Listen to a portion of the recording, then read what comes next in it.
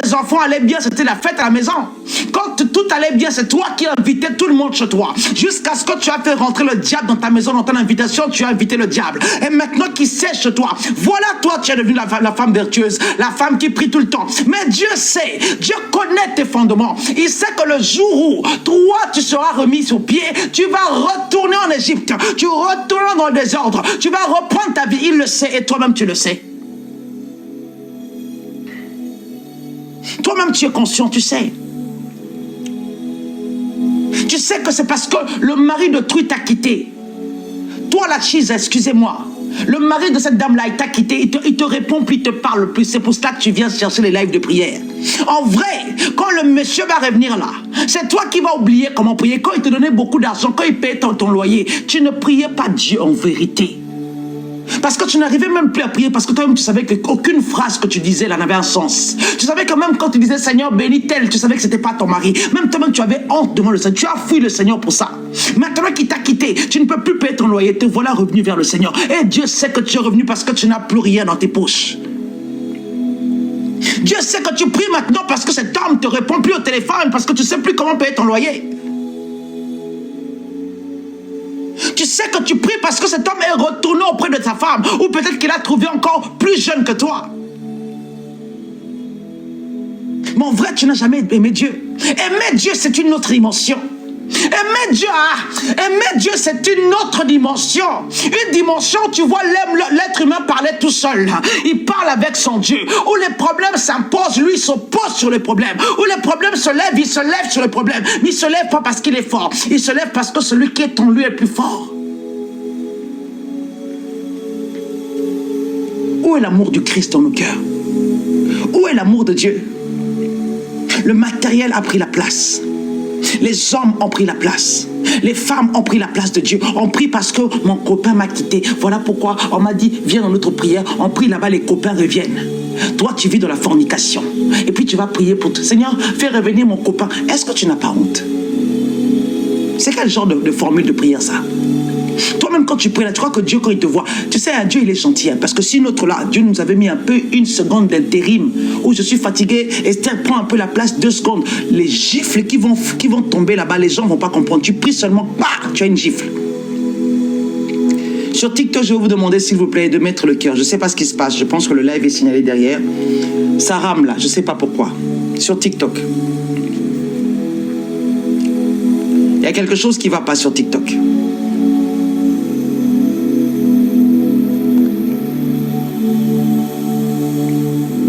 Est-ce que vous m'entendez sur TikTok?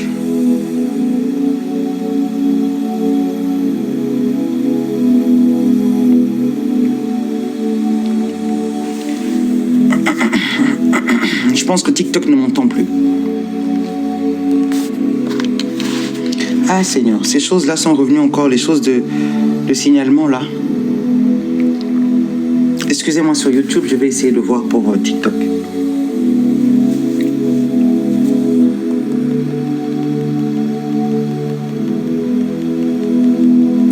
Est-ce qu'il y a quelqu'un sur TikTok, sur YouTube? Ah, parce que je ne vois pas vos écrits. Ah, d'accord. Merci. Est-ce que sur YouTube, vous m'entendez aussi? Merci beaucoup, parce que je ne voyais même plus vos écrits, au fait. Est-ce que sur YouTube, vous me recevez?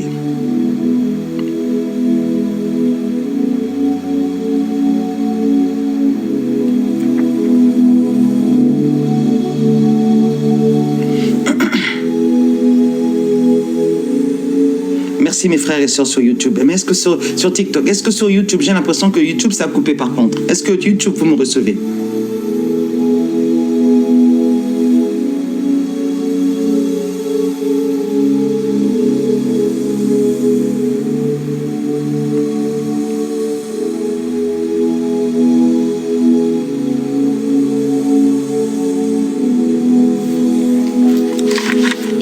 Excusez-moi, sur TikTok, je vais essayer de voir sur YouTube parce qu'apparemment personne ne m'entend plus là-bas. Pourtant c'est moi, chez moi c'est pas coupé. Chez moi c'est en diffusion, je comprends pas pourquoi vous ne m'entendez pas.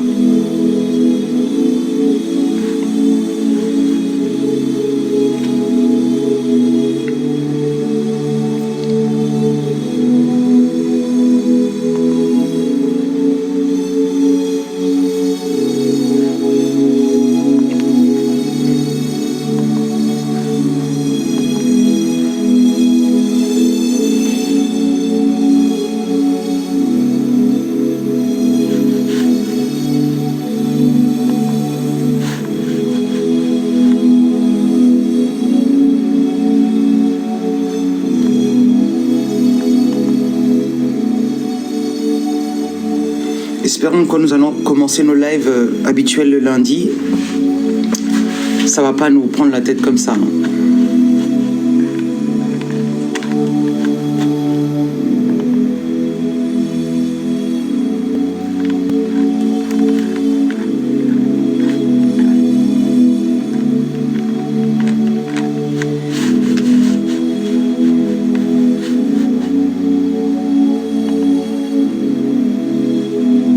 J'essaie de me reconnecter sur YouTube.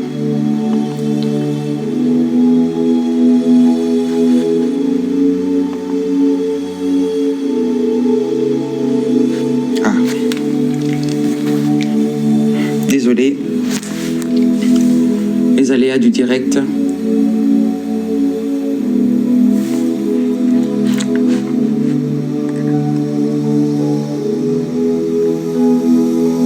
Ça va sur YouTube maintenant, vous m'entendez? Je me suis reconnecté, donc ça sera en 2 parties. C'est bon pour vous? Ah, ok. Merci.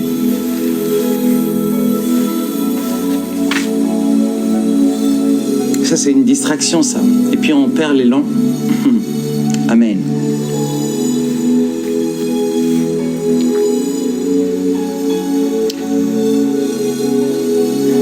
C'est pour ça que je disais, beaucoup d'entre nous cherchent la face de Dieu avec leurs lèvres et leur bouche, en rien avec leur cœur. On ne retrouve pas Dieu dans leur cœur, il suffit de regarder leur façon de faire. Il suffit de regarder leur caractère. Il suffit de vivre avec eux, il suffit de marcher avec eux, il suffit de manger avec eux, il suffit de comprendre qui ils sont. Il suffit de les écouter. Il n'y a rien de Dieu en eux. Ils ont peut-être de longues robes, des belles vestes.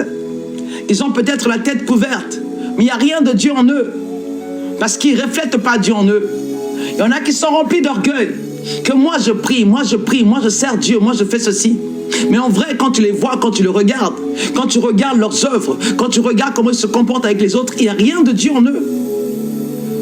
J'aimerais demander à une femme aujourd'hui, à un homme, quand tu t'approches devant le Seigneur, est-ce que tu viens avec ton cœur? Est-ce que Dieu est dans ton cœur? Est-ce que tu ne cherches pas Dieu seulement parce que tu attends quelque chose de Dieu? Est-ce que tu ne cherches pas Dieu seulement parce que tu as besoin qu'il te bénisse? Est-ce que tu n'as pas commencé à prier seulement parce qu'il y a des combats qui se sont levés chez toi? Est-ce que tu te rends pas compte? Est-ce que tu te poses en moi la question de savoir ce que tu es en train de traverser? Est-ce que ce n'est pas la colère de Dieu aussi? Parce que je veux dire à quelqu'un aujourd'hui que Dieu frappe aussi. Dieu frappe quand on n'a pas d'obéissance. Dieu frappe quand on ne l'obéit pas, quand on se moque de lui, Dieu frappe. Le Seigneur dit, quand ce peuple s'approche de moi, il m'honore de la bouche et des lèvres, mais son cœur est éloigné de moi. Et la crainte qu'il a de moi n'est qu'un précepte de tradition, les traditions humaines. C'est pourquoi je frapperai encore ce peuple.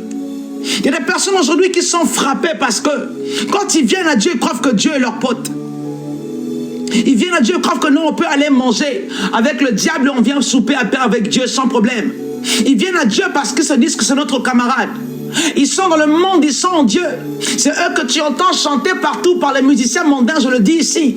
Et tu les vois là quand ils viennent devant le Seigneur. Non, ma soeur, choisis ton camp. Dans le monde où on est, il y a 2 camps. Il y en a qui ont choisi de servir le diable et nous les connaissons. Nous voulons nous mentir. Non, nous savons qui a choisi de servir le diable. Et je ne peux pas, moi, aller souper avec ceux qui ont choisi le diable. Je ne peux pas aller souper avec eux et faire semblant de revenir sur mes petits pieds et faire semblant de dire Jésus, je t'aime. Ou soit tu restes là-bas en Égypte, ou soit tu viens avec le Seigneur. Tu marches dans le désert, tu marches dans la solitude, tu apprends à connaître ton fort intérieur, tu apprends à connaître l'homme intérieur, tu comprends les combats, tu acceptes ta croix. C'est comme ça que l'on marche avec le Seigneur. Nous avons des chrétiens aujourd'hui qui n'aiment pas Dieu, je le dis haut et fort. Ils aiment tout ce que Dieu peut faire pour eux, mais ils n'aiment pas Dieu. Ils aiment tout ce que le nom de Jésus peut leur apporter, mais ils n'aiment pas Dieu. Parce que je suis issu d'une famille de sorcellerie, où l'envoûtement, les liens familiaux sont graves. Je viens à Dieu parce que dans ma famille, si tu ne pries pas, on va te manger. C'est ça la raison pourquoi tu t'accroches. C'est pour ça que tu te fatigues. Mais celui qui vient à Dieu parce que c'est sa raison de vivre, parce qu'il reconnaît Dieu en lui, parce que moi et lui, nous sommes devenus une même personne. Je n'ai même pas le temps de penser comme ça. Il est temps que nous revenons vraiment à Dieu. C'est aussi une dimension spirituelle. Venir à Dieu avec son cœur. La parole de Dieu dit, mais son cœur est éloigné de moi. Et la crainte qu'il a de mal, qu'il a de moi, n'est qu'un précepte de tradition humaine. C'est pourquoi je frapperai encore ce peuple par des prodiges et par des miracles. Et la sagesse des sages périra. Et l'intelligence de ces hommes intelligents disparaîtra. Nous ne venons pas à Dieu pour lui montrer que nous sommes intelligents. Nous n'avons rien à prouver à personne. La sagesse que beaucoup d'entre nous montrent ici, c'est parce qu'ils sont devant tout le monde. Quand ils sont en catimini, ce n'est pas les mêmes personnes. Quand ils sont dans le secret, ce sont des hommes insensés, des femmes insensées.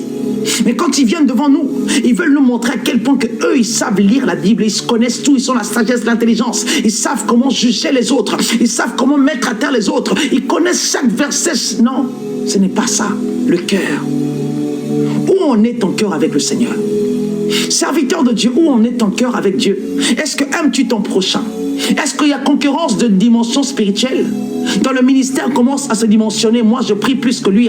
Moi, je fais plus de miracles. Moi, je prophétise plus. Moi, je suis plus ça. Il n'y a pas de plus devant le Seigneur. Parce que ce que j'aime en sa dimension, c'est qu'il finit avec toi à l'instant. Il claque les doigts, c'est fini. T'es mort, on t'oublie.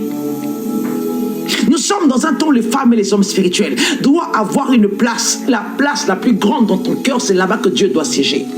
C'est là-bas que Dieu doit rester dans ton cœur. Ouvre ton cœur afin que Dieu rentre dedans, qu'il travaille avec toi. Ton cœur n'est pas encore formé. Ton cœur n'est pas encore travaillé. Dieu doit travailler avec ton cœur. Ton cœur est mauvais. Ton cœur est aigri. Ton cœur est méchant. Tu as un cœur méchant. Tu as un cœur haineux. Le cœur de l'homme est tortueux. Toi, tu te reconnais dedans. Tu as un cœur rempli de jalousie. Tu as un cœur malsain. Ton cœur est méchant. Tu as un cœur orgueilleux. Le but pour toi, c'est de rabaisser l'autre. Le but pour toi, c'est que l'autre n'existe plus. Le but pour toi, c'est que l'autre n'existe plus sur la surface de la terre. Le but pour toi, c'est que toi, tu brilles et que les autres soient sombres devant toi. Le but pour toi, c'est que toi, tu sois le premier et que les autres soient là, mendier derrière ton dos. Le but pour toi, c'est que toi, tu domines tout le monde.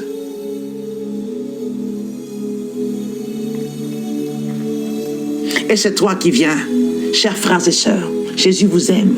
Vous savez, Jésus à Galilée, Jésus à Béthanie, Jésus à Mont-Carmel, Jésus était monté là-bas, Jésus a fait ceci. L'apôtre Paul a dit, la femme ne peut pas prêcher parce que la femme, tu vois, la femme, elle ne doit pas prêcher, sa place, c'est dans la salle de bain, je ne sais pas où c'est écrit, dans la cuisine, là-bas, il doit cuisiner matin, midi et soir. Vous voyez Marie de Magdala, il avait ce Marie de Magdala.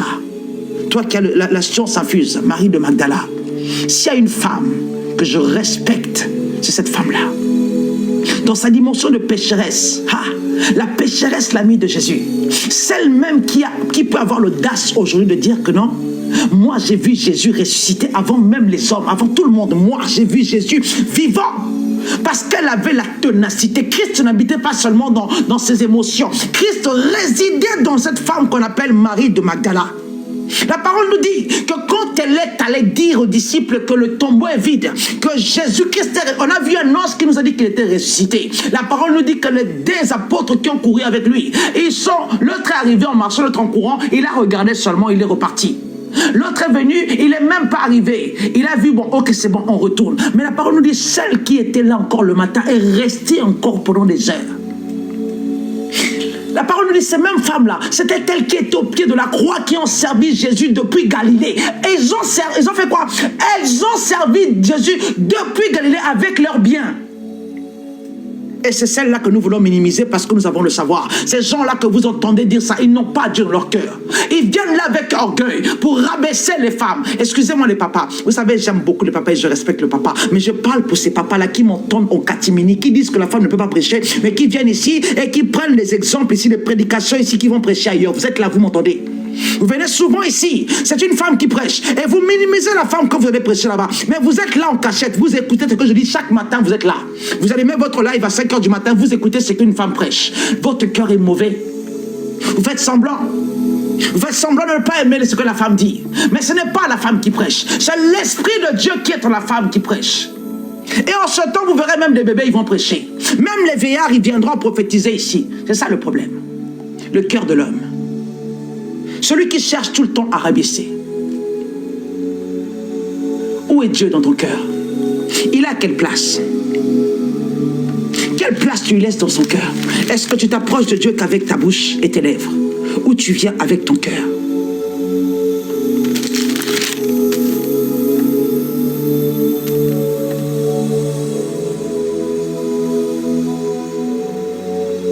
Luc chapitre 6, verset 45 nous dit ceci.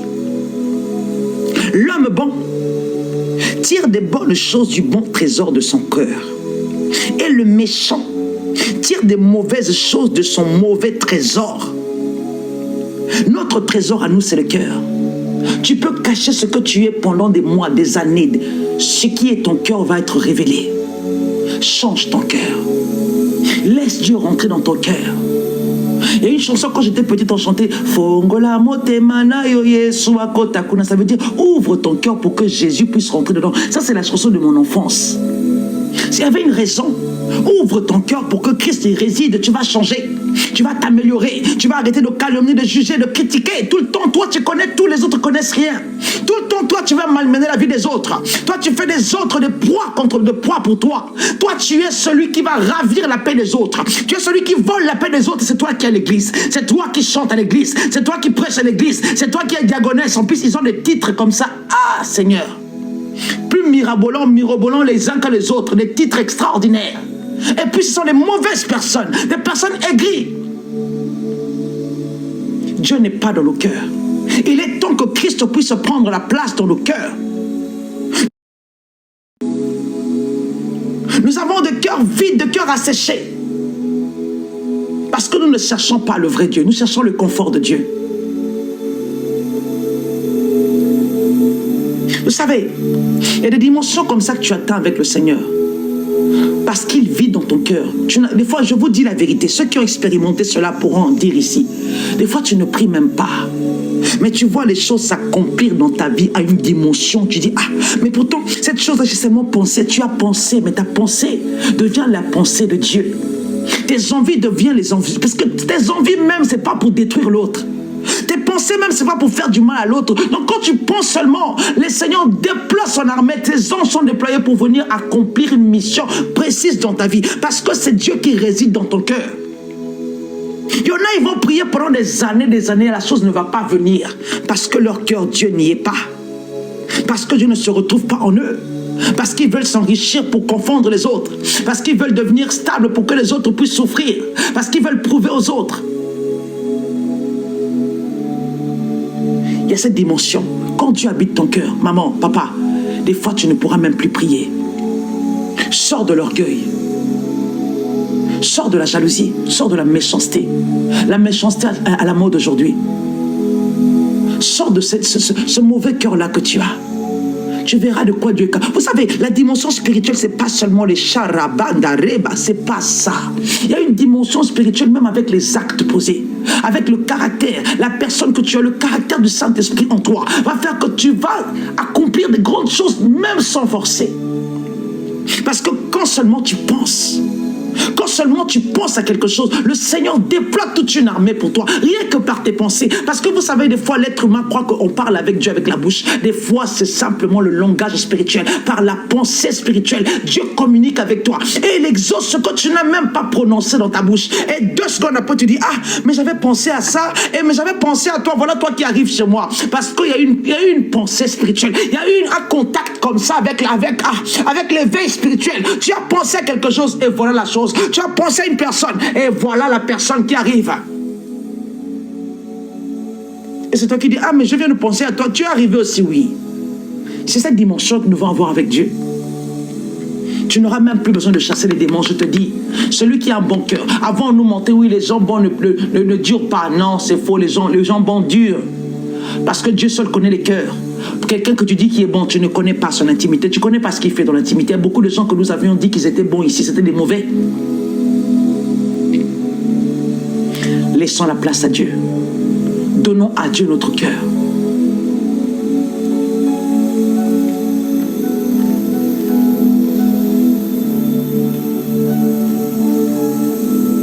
L'homme bon tire des bonnes choses du bon trésor de son cœur. Et le méchant tire des mauvaises choses de son mauvais trésor. Car c'est de l'abondance du cœur que la bouche parle. Pourquoi m'appelez-vous Seigneur? Seigneur, et ne faites-vous pas ce que je dis.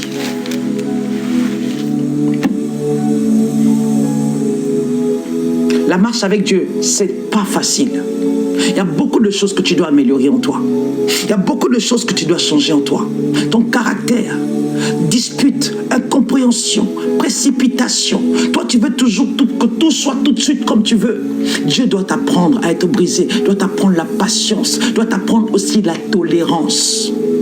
C'est aussi des armes spirituelles que tu n'imagines pas. Quelqu'un qui a la patience, c'est quelqu'un qui évite les disputes, les conflits inutiles. Parce que quelqu'un qui a la tempérance et la patience, c'est une arme, je te le redis encore. Parce que quelqu'un qui a la tempérance et la patience, quand un conflit se lève ou quand quelqu'un lui parle mal, il prend le temps dans sa patience qui est une arme et la tolérance qui est une arme. Il prend le temps dans la patience et dans la tempérance de réfléchir avant de rétorquer ou pas. Et puisqu'il ne répond peut-être pas, parce que le Saint-Esprit dit ne répond pas, tu verras qu'il va effacer un conflit. Un conflit qui allait engendrer des dégâts, mais il efface un conflit. Parce que dans son cœur, il demeure le Seigneur. Parce qu'il a pris le temps d'aller sonder son cœur, de dire, mais est-ce que je peux, moi, dire ça? Est-ce que moi je peux rentrer dans ce conflit et mettre le feu? Parce que nous sommes tous capables d'allumer le feu. Nous en avons tous la capacité de mettre le feu quelque part et de détruire toute une forêt. Mais beaucoup d'entre nous, nous devons apprendre du Saint-Esprit que nous avons des armes qui évitent les guerres, des armes enfouies en nous qui évitent les conflits. Un enfant de Dieu ne va pas siéger, ne va pas débouler, réveiller des conflits. C'est aussi ça une dimension spirituelle. Au lieu de réveiller un conflit que toi-même après tu vas vouloir éteindre, toi tu es celle ou celui qui allume le feu pour aller vouloir tuer le pompier pyromane. Tu allumes le feu et puis tu cherches après Jésus pour que tu ailles éteindre le feu. Est-ce que ça a un sens?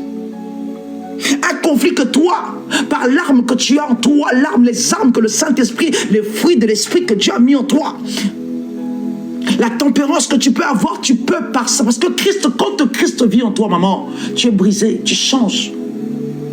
Avant d'agir, tu réfléchis. Automatiquement, le Saint-Esprit te dit, si tu allumes ce conflit-là, tu vas aller créer une porte d'ouverture où même les esprits vont rentrer, vont te combattre. Donc toi-même, tu vas régresser, tu vas ouvrir des portes, toi-même, tu cherches des guerres là où il n'y a pas de guerre. Le cœur. Que Christ habite nos cœurs. Que Christ puisse prendre place dans nos cœurs. Ne prions pas seulement avec nos lèvres et nos bouches. Que ça ne soit pas de paroles en l'air. Ne servons pas Dieu seulement parce que nous voulons qu'on nous voie. Parce que nous voulons que notre visage soit affiché sur les réseaux, qu'on nous reconnaisse. Parce que nous voulons seulement qu'on reconnaisse que toi tu es puissant. Parce que nous voulons qu'on dise que hey, prie fort. Parce que non, c'est pas ça. C'est que Christ doit vivre dans nos cœurs, dans nos œuvres, nos actes. Ce que nous posons comme acte doit refléter l'image de Dieu. Quand nous sommes dans l'assemblée, les gens doivent voir en nous que Christ y est. Christ n'est pas celui qui dit oui à tout non plus, parce que d'autres comme nous font semblant, ils font semblant de dire oui pour qu'on puisse passer pour des bonnes personnes. Méfie-toi de l'homme qui dit oui, la femme qui dit oui tout le temps. Un enfant de Dieu est comme son Dieu. Dieu sait dire non quand il faut dire non. Le non aussi est une réponse. Nous voulons faire plaisir à tout le monde parce que Christ n'a pas pris place dans notre cœur. Une personne qui dit oui à tout est une personne qui se met en danger ou une personne dangereuse. Nous sommes à l'image de Dieu. Le non est une réponse. Ça, c'est le caractère de Dieu. Nous voulons des fois dire non. Oui, par orgueil, parce que je suis orgueilleuse.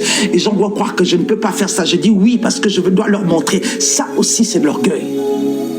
Et même en tant que serviteur de Dieu, quand je ne peux pas, je ne peux pas. Quand je ne peux pas faire ce direct, quand je ne peux pas faire ce programme de prière, je suis fatigué, je ne peux pas, je ne le fais pas. Je n'ai pas envie que les gens disent, t'as vu comment elle prie, je suis fatigué. Ça arrive. Même Moïse, il s'est fatigué. Il était obligé d'être accompagné. Quand Dieu est dans ton cœur, il y a l'humilité qui précède la gloire.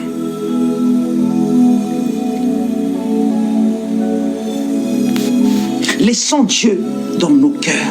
Laissons-lui la plus grande place. Il va nous enseigner, il va nous former, il va nous fortifier, il va nous briser, il va nous apprendre à grandir. Il va faire que les choses autrefois qui nous mettaient mal à l'aise, qui nous persécutaient, je n'ai pas dormi, comment il m'a énervé. Tu vas dormir parce que la colère, l'énervement ne sera plus ta part. Parce que tu as tellement été brisé. Je parlais avec une sœur aujourd'hui. Je lui ai dit, tu sais, Avant que je sois la femme que je suis, j'ai dû passer par le brisement. Le Seigneur m'a brisé. Oui, le Seigneur m'a emmené dans des terrains terribles, dans la sécheresse, dans l'angoisse, dans l'humiliation, où j'ai vu des gens qui ne pouvaient pas se moquer de moi, Le Seigneur m'a emmené plus bas que terre. À cette époque-là, je disais à Dieu, Seigneur, qu'est-ce que je t'ai fait? Pourquoi tu me laisses? Pourquoi ces gens-là qui un jour ne pouvaient même pas me parler, aujourd'hui ils ont le courage de me parler comme ça? Je ne comprenais pas que là où Dieu m'emmenait, je devais être brisé. Parce que j'étais aussi quelqu'un qui était dans le conflit. La bouche que vous voyez aujourd'hui que je prie avec là, c'était une bouche mondaine. Une bouche, quand tu me cherchais, je te libérais une parole. Tu vas dormir avec mes paroles dans ton ventre, tu vas remettre toute ta vie en question. Mais il fallait que le Seigneur me brise par plusieurs étapes afin qu'il puisse trouver en moi le fruit qu'il voulait. Il fallait qu'il me taille à sa manière afin qu'aujourd'hui, je puisse être celle-là. Quand tu parles de mal de moi, je te regarde et je dis arrête. Parce qu'avant, quand tu le faisais, je rentrais automatiquement en conflit avec toi. Il fallait qu'il me brise. Il fallait qu'il puisse me rabaisser au plus bas. Il fallait que j'arrive à un point où on puisse même dire que toi, tu es qui? Tu vaux rien, même quand on te crache dessus pour que tu comprennes que non, j'ai déjà atteint cette dimension d'être rabaissé à ce point. Qu'est-ce qui peut encore me surprendre? Quelles que soient les situations, laisse la place de ton cœur à Dieu. Quel que soit ce que tu traverses, l'orgueil ne doit pas être ton partage. Ne sois pas malsain. Ôte de toi ce mauvais cœur-là, cette jalousie-là, d'en vouloir à tout le monde, de vouloir tout ce que tout le monde a.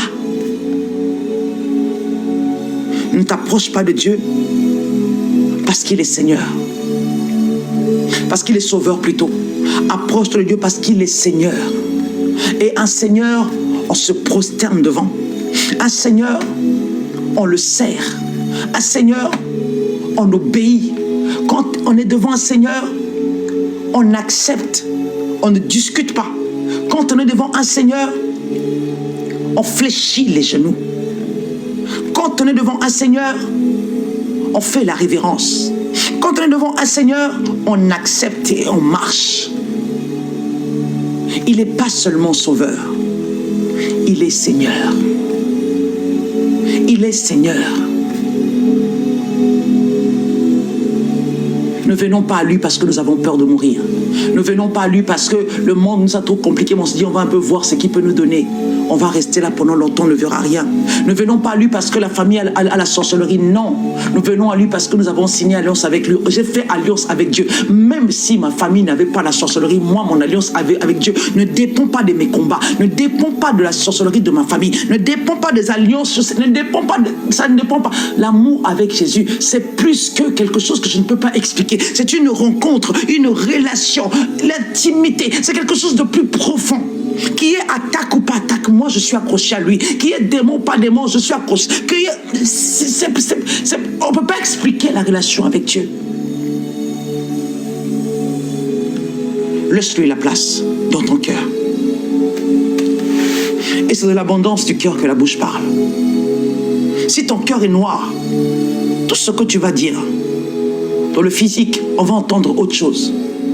Mais dans le spirituel, celui qui sonde le cœur et les reins entend la noirceur qu'il y a dans ton cœur. Si dans ton cœur c'est haineux, tu peux beau dire les belles phrases devant les gens, mais ce que Dieu entend dans la spiritualité, c'est la haine que tu dégages. Quand l'autre te dit je suis béni, et que toi tu angoisses, tu dors pas parce que tu as vu qu'il allait se marier, ma soeur, mon frère, ça c'est la sorcellerie. Ça, c'est ce que Dieu entend, parce que Dieu est esprit, Dieu n'est pas physique. Dieu ne s'attarde pas sur ce que nous faisons dans le physique. Il s'attarde de cette chose de l'esprit, parce que la spiritualité a plus d'impact que le physique. Dieu n'écoute pas tes langages charnels. Il écoute le son de ton cœur. Il n'écoute pas la voix que tu sors de ta bouche. Ça, c'est les démons qui ont besoin de ça. Les démons ne peuvent pas sonner ton cœur. Ils n'ont pas accès à ton cœur. À moins que tu leur donnes la place, tu leur ouvres la porte. Mais en vrai, les démons ont accès à la parole que tu déclares, qui touche leur vie, parce que Dieu met une puissance à travers cette parole. Et cette parole va déboulonner les plans du diable, va détruire les plans de l'ennemi. Mais celui qui a accès à ton cœur, qui peut est vrai ou faux, qui peut savoir que la prière que tu sors, qui va même armer les paroles que toi tu sors. Tu vois, quand tu dis au nom de Jésus, c'est parce que Dieu arme cette parole-là. Si Dieu dit aujourd'hui, tu vas dire au nom de Jésus 1000 fois et les démons ne partiront pas. Il le fera. Tu peux te lever au nom de Jésus avec la voix la plus audible possible. Les démons ne partiront pas parce que Dieu ne met pas la puissance sur tes paroles. Ce n'est pas parce que tu pries que Dieu te guérit. Ce n'est pas parce que tu pries que Dieu te bénit. La prière est une conversation avec Dieu où Dieu met la puissance dans tes paroles et tes paroles impactent l'invisible. Laisse-moi, je te le répète encore. Ce n'est pas parce que tu pries que les démons partent. C'est parce que Dieu met une puissance dans ta parole. Le jour où Dieu retire la puissance là dans ta parole, tu peux dire au nom de Jésus 1000 fois. Pour ce soir, pour les démons ne partiront pas. de notre papa, Parce qu'il est celui qui sonde les cœurs. Celui qui vient de tuer l'autre, qui vient de détruire la vie des autres, il vient dire au nom de Jésus. T'inquiète pas. Salut tout le monde. Ta prière est nulle et sans effet. Parce que celui qui donne la puissance à la parole ne te la donnera pas. Parce qu'il sait. Il sait que dans ton cœur là, c'est sombre.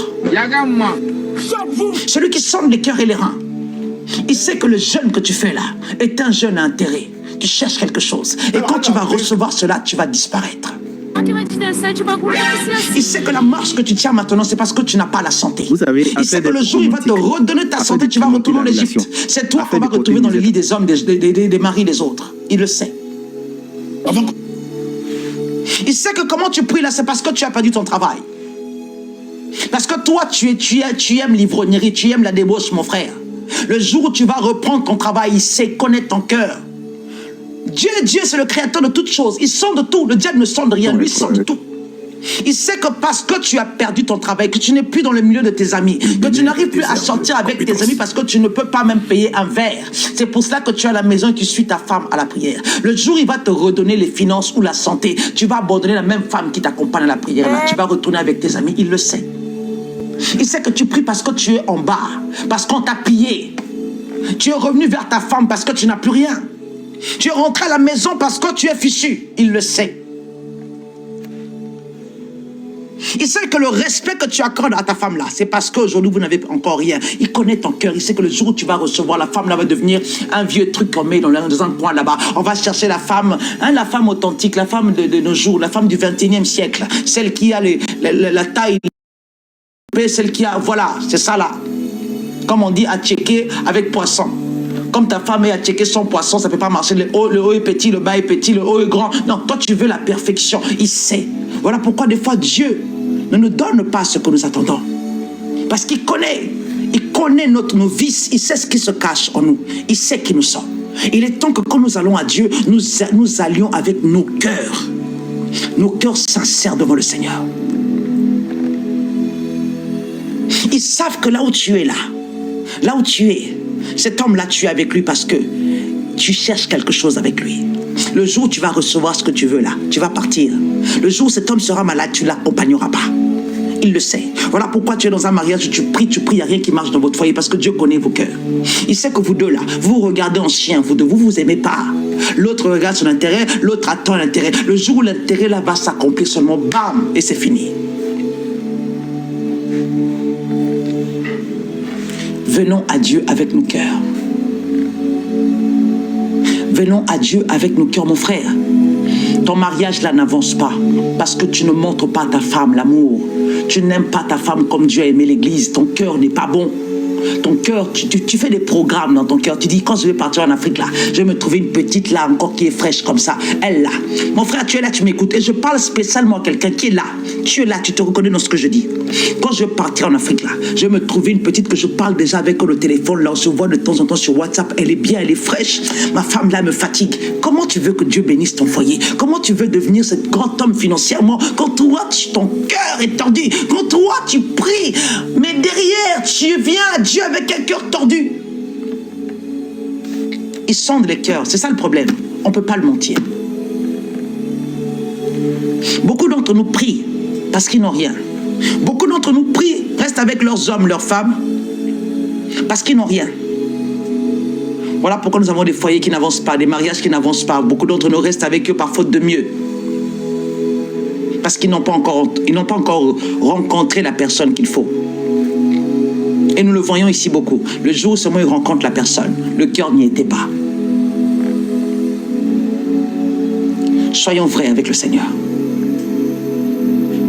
Soyons vrais avec le Seigneur. Et je vais essayer d'ouvrir cette parenthèse. Vous savez, avant de rentrer en prière, je vais ouvrir une parenthèse qui n'a peut-être rien à voir avec ça, mais ça vient dans mon cœur. Mes sœurs, mes frères, nous avons souvent tendance à dire, Seigneur, donne-moi une femme chrétienne, un homme chrétien. Cette prière-là, ça détruit beaucoup de vies. Vous savez, les mots ont un pouvoir. Quand je dis, Seigneur, donne-moi un homme chrétien, Dieu va me donner un homme chrétien. Et l'homme chrétien n'est pas parfait. L'homme chrétien peut être malsain. L'homme chrétien va à l'église. L'homme chrétien peut être pasteur, peut se tenir à la chair. Mais l'homme chrétien peut sortir avec toutes les filles de l'église. La sœur chrétienne peut être la sœur qui chante, qui a une voix d'angélique, mais qui a un caractère qui est puissant. La sœur chrétienne peut être une sœur que tout le monde voit dehors comme un ange, mais à la maison, c'est une lionne qui n'aime pas la paix. Alors quand nous demandons à Dieu un enfant du royaume. Je pense que je l'ai déjà dit ici. Vous savez, il y a des chrétiens qui ont un mauvais cœur. Et surtout les chrétiens, c'est les gens les plus mauvais que j'ai côtoyés. Je le dis ici, je ne mâche pas mes mots, pardonnez-moi. Les chrétiens ont un mauvais cœur parce que quand ils viennent vers le Seigneur, c'est comme une compétition. Qui Dieu va venir en premier? Qui Dieu va guérir en premier? Qui Dieu va bénir en premier? Qui va monter plus que l'autre? Qui va réussir plus que l'autre? Qui va bâtir comme aujourd'hui c'est autant des temples et des églises? Qui va construire son église avant l'autre? Qui va réussir? Qui a plus d'onction que l'autre? Donc ça fait que nous sommes des gens mauvais. Avec un mauvais cœur. Plus, je suis désolé, plus mauvais que nous les chrétiens. Il faut fouiller. Ça peut choquer certaines personnes, mais pardonnez-moi, on est obligé de dire la vérité. On est très méchants. Demande un enfant du royaume. Ce n'est pas parce que tu épouses un pasteur que tu épouses quelqu'un qui a un bon cœur. Il y a des pasteurs qui n'ont pas Dieu dans leur cœur. Pas du tout. Dieu n'est pas dans leur cœur. Loin de Dieu. Ce n'est pas parce que tu épouses un évêque, un cardinal, je ne sais pas comment on les appelle, que toi, tu as épousé l'homme selon le cœur de Dieu. Détrompe-toi. Il y en a, ils ne le disent pas, mais ils vivent des choses extraordinaires chez eux. Des karatékas, des choses bizarres chez eux. Ils ne le disent pas, ils ne le diront pas ici parce qu'ils ont l'obligation de garder le silence. C'est pas parce que tu vois une sœur qui chante là-bas, qui quand tu es prêt, fait rébaba, tu te dis celle-là, là, si je l'épouse, tous mes problèmes seront finis. Demandez les enfants du royaume. Et une chose encore, puisqu'on est dans le mariage, aujourd'hui c'est vraiment un moment de partage, c'est pas la prière que nous faisons d'habitude, nous allons reprendre le lundi. Le mariage, c'est pas pour les enfants. On quitte, j'ouvre cette parenthèse-là, le mariage, c'est pas pour les enfants. L'homme a reçu l'ordre d'aimer la femme. La femme a reçu l'ordre d'être soumise à son mari. C'est deux choses opposées. Il y a des hommes qui n'aiment pas leur femme comme Dieu a aimé l'Église. Et les papas, tu veux être béni. Est-ce que tu connais la puissance qui se cache derrière un homme qui aime sa femme comme Dieu a aimé l'Église? Il y a beaucoup de frères ici qui vous mentent. Ils vont te rentrer dans un délire, mais lui-même, il craint sa femme. Il respecte sa femme. Regardez bien ces hommes-là. Derrière tous les grands hommes, regarde le respect que ces grands hommes vouent à leurs femmes. Tu vas comprendre que même des fois, ils ne sont pas chrétiens. Mais tu vois seulement qu'un homme qui comprend, qui respecte sa femme, c'est un homme qui va très loin, même dans son travail, dans ses projets, dans ses activités. Parce que quand on est deux, unis, on devient un. Et qu'on est vraiment vrai, un vraiment dans la vraie. Regardez bien ces couples-là, ils accomplissent des grandes choses. Regardez les couples qui se cachent des choses, qui ne se disent pas. Les couples qui cachent des cartes bleues sous le tapis. Comme je dis aujourd'hui, ce n'est pas vraiment la prière comme on fait d'habitude. C'est vraiment un moment de partage. Les couples qui cachent les cartes. J'ai dormi pendant mon errance de sans-papier. J'étais hébergé dans une famille. Pendant que je dors, je vois le mari la nuit. Il marche sur la pointe des pieds. J'ai dit, Seigneur, il vient où? Moi, je suis pour moi un Salomon. Je dors dans le salon. Donc, le Salomon, des fois, il est au courant de beaucoup de choses. Moi, dans le salon, je dors tranquille. Je vois qu'il arrive là-bas, je vois un monsieur, il marche sur la pointe des pieds. Aïe! J'ai dit, mais le mari, il marche sur la pointe des pieds dans sa propre maison. Il y a quoi? Quoi? Je vois l'homme arriver, puis je vois, il soulève le tapis. à l'extrémité là-bas. Moi, si j'ouvre un œil, je dis, je vais regarder. Moi, je peux pas. Si c'est la sorcellerie, je vais te chasser dans ta propre maison. Tu caches quoi là-bas? Je vois, il est en train de fouiller dans son. Dans le gars, il est en train de cacher sa carte bleue sous le tapis. Je vois, il prend la carte bleue, il glisse sur le tapis. Quoi? Et puis moi, un œil. Vous connaissez, non? On est songi dans l'âme, donc on peut pas. Je peux pas. Moi, j'ai vu un cinéma là, j'ai dit, je vais voir le film jusqu'à la fin, puis je vois un œil, le gars, il met la carte sur le tapis. Je dis, Et puis la veille, il y avait discussion, qui va faire la provision, qui va pas faire la provision. Oh, moi, j'ai trop payé, moi, j'ai pas payé. Puis je vois le gars, il prend la carte bleue, il met. Donc il s'est dit, la guerrière que j'ai à la maison, elle va fouiller dans mes affaires. Donc je dois prendre la carte bleue, je dois glisser sous le lit. Parce que sinon, sur le tapis. Et puis il met la carte sur le tapis, puis moi je le vois, il ne me voit pas. Les Salomon connaissent beaucoup de choses dans nos maisons. Moi j'étais Salomon, donc je me rappelle. Et puis le matin, la discussion sur la nourriture. Qui va acheter quoi? Oh, moi j'ai pas d'argent. Moi ma carte bleue ne marche même plus. Et la femme elle commence à fouiller. Moi-même dans mon cœur, j'étais assis sur le canapé. J'ai dit, Seigneur, oh mon Dieu, retiens ma bouche. J'avais juste envie de dire, vous cherchez quoi? La carte? Je l'ai vue sur le tapis. Mais bon, tu sais, quand tu vis chez les gens, on peut te chasser. Donc tu gardes sur toi, tu dis, aïe. Tu dis, hey, Seigneur, ma soeur là, elle est en train de souffrir de chercher la carte. La carte, elle est là, à gauche. Des fois, je suis en train de faire des invocations dans mon cœur. Je dis, à gauche, va à gauche, va à gauche. Et puis, elle aussi, on dit, elle capte pas. Il faut être fusionnel dans l'esprit. Elle tourne. Et puis, la carte, là, on l'a pas trouvée. On l'a pas trouvée. Et puis, quand je me lève, la nuit, quand je vais dormir, tranquillou, le monsieur, il vient prendre la carte bleue, il l'enlève là. Et je ne sais pas cette fois-ci où elle a été cachée. Donc, inspecteur qui change la carte bleue tous les jours de coin. Ça là, c'est un couple qui ne va pas fonctionner. Quoi que vous fassiez, vous n'irez pas loin. C'était une vérité, papa. C'est vrai. Vous n'irez pas loin parce qu'il y a déjà le diable chez vous. Il y a le mensonge. Il y a la cupidité. Il y a l'autre qui veut tout pour lui. Donc, le diable est déjà chez vous, comme on dit, ne donnez pas accès au diable. Vous pouvez même bâtir des immeubles, vous n'irez pas loin. De toute façon, vous ne pourrez même pas bâtir, comment on appelle ça? Même un mur, vous ne pouvez pas le bâtir. Parce que l'autre est en train de construire là-bas, sa femme n'est pas au courant. La femme est en train de construire, l'homme n'est pas au courant. Parce que, au fait, vous deux...